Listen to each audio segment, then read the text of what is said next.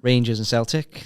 What do you think the possibility is of joining? It's the age-old question. And when you think about the sustainability of the other clubs up there, you take them out, and I don't want to be disrespectful to the other SPL clubs here, but you take them out, they probably don't get a TV deal.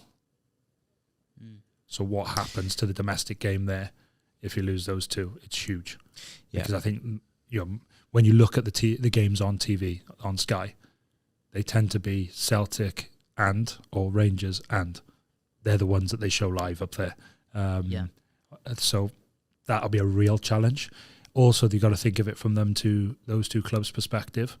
They come to the Premier League, even to qualify for the Conference League is arguably a lot tougher than what it is to qualify for the Champions League in Scotland, arguably. Yeah, I'm not going to say it would definitively, take a lot of seasons. but it'd be a tough ask to go and qualify for that. Naturally, they'll get a boost in terms of income, and as a result, maybe some of the players that they can sign, all that kind of stuff might change. I get that. But it's the same, and it's not too dissimilar. There's a lot of talk around the Eredivisie and the Belgian Pro League merging. It's the same there, right? You've got to be mindful that clubs that usually are used to qualifying for Champions League may not if they merge. That has a huge impact on that club, and as a result of it, will they ever vote in that way? I don't know. The other bit that I saw up there, and again, there's no disrespect meant with this to the Premier League, but it's different. When you're in stadiums up there, it's different.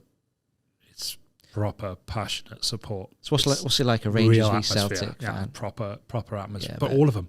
You go to Ibrox for any game, and the support is incredible. And I just don't see much of that at all. When you go to a Premier League game now, you have the odd pockets, but you don't really get it. And they would lose an essence of that, I suppose, coming down, because it is true. Even away games are unbelievable in terms of the number of fans that travel and everything. It's incredible to go into any stadium in the world with them. You know, I've got videos of going up towards Anfield and Rangers fans outside the ground, and mixed with the Liverpool fans, of course, but them outside. It's incredible. It's just different. It's completely different. And for atmosphere-wise, there's nothing in Britain that beats that rivalry, for sure. And I don't think there's anything in Britain that really rivals them in terms of whole stadium atmosphere. You always have your pockets. You know, the Cop is very famous for the atmosphere that it generates and that. But when you think about whole stadium, there's nothing like going out at Ibrox, and it's literally everybody.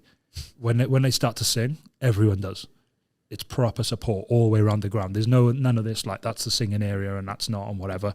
Family stand, family areas, they're rocking, because they grow up as, you know, generations and generations of Rangers fans that are incredibly passionate about their club. And I'm sure the other side are the same.